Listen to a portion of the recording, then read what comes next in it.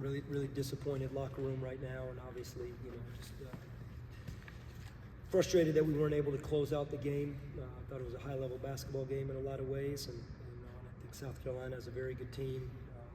Their players, their coaching staff, I think they're a really good basketball team, and I think they're going to have a great season. And just disappointed that we couldn't find a way to. I thought we put ourselves in position to have a chance, and we were not able to do things down the stretch to complete the game. What was your assessment of that final minute? Just some of the sequences there. What did you like, not like that final minute? Obviously, I think it goes back to, I think the biggest shot of the game was Michi's three when they were down 3. I think under 4 minutes we had a 3-point lead at one point, and I think that was a big shot. That was a huge shot when he hit that 3. It was only 3 of the game. He's been playing as good as any guard in the country. And I thought that gave them a sense of confidence, because then B.J. Mack hits a huge 3. I'm going to keep getting the ball to Ezra, R.J., Brandon, and Bobby in those situations. And we were having success playing through the high pick and roll with Ezra and Bobby. We were having success with it, so we went back to it. We went to some of our post isolation stuff for both Ezra and R.J. We had some success. I mean, at the end of the day, a couple shots don't go in, a couple turnovers happen. Ezra's gathering and the ball goes out of bounds.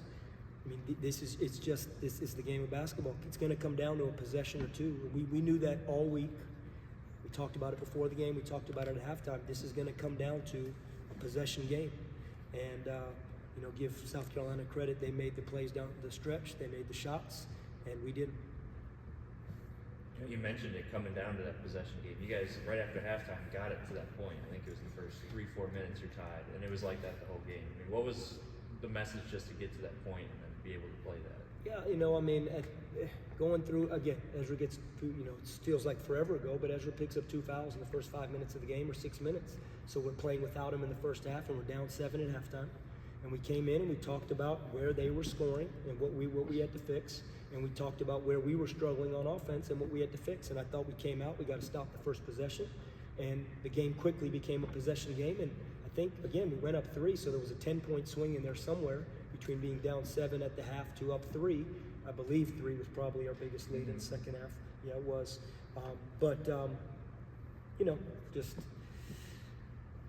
Just continue to play defensively, continue to do what we were doing. That's a very, very good offensive team.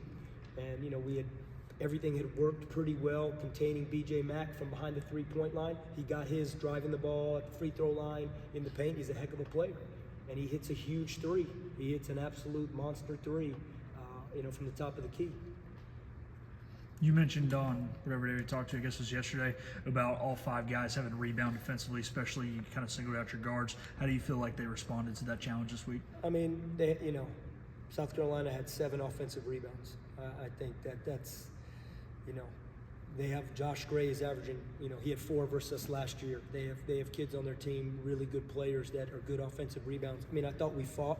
I haven't looked at the rebounding numbers as much, but, Brandon gets 8 rebounds, and Bobby comes up with 5, and RJ comes up with 7. So the guards obviously did a better job. I think Ezra is going to say, but Ezra plays 24 minutes because of foul trouble. We would love to have had Ezra for 33 or 34 minutes. Obviously, we were not a team that played a lot of guys today. Our bench wasn't very deep, just what the game called for. So not having Ezra out there for an extra 10 minutes makes a huge impact, I think, on his ability to go from 4 rebounds, maybe to 7, 8, 9, maybe get a couple more offensive rebounds. But that's the game. Foul trouble is going to dictate what we got to do. And I thought he did a great job of getting fouled, as he always does. He got fouled 6 times. And we tried to go at B.J. Mack to see if we could, get him in foul trouble, because he's a key to their team. But I thought our guys rebounded, but you need to be better to win this kind of game.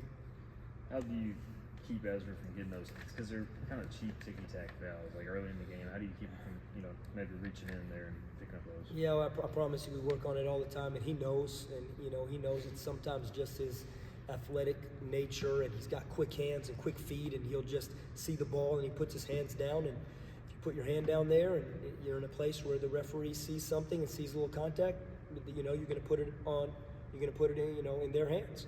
And where I thought he had an opportunity in the second half to pick up his third foul. It was on the baseline, and he kept his hands back. He did a great job, really, really good job.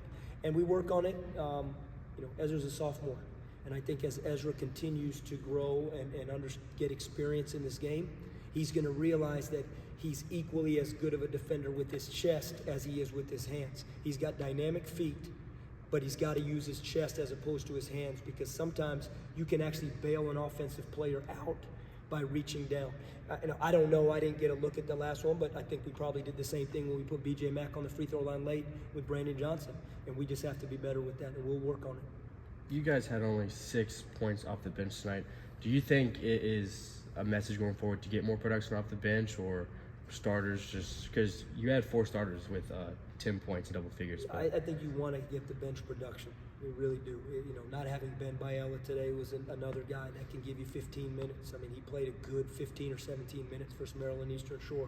So not having Ben shortens the rotation again. And it just was one of those games, you know, sometimes matchups are going to dictate what the bench can look like. And, you know, Caleb has been really, really good for us. He didn't get as many minutes today. It's probably more defensively than it was offensively. He came in, he made a 3. Yeah, we need our bench. We absolutely do. We're not going into anything saying we want to ride the starters for 37, 38 minutes. We want the bench, and the bench will continue to grow. It's just it wasn't there today. Anything else?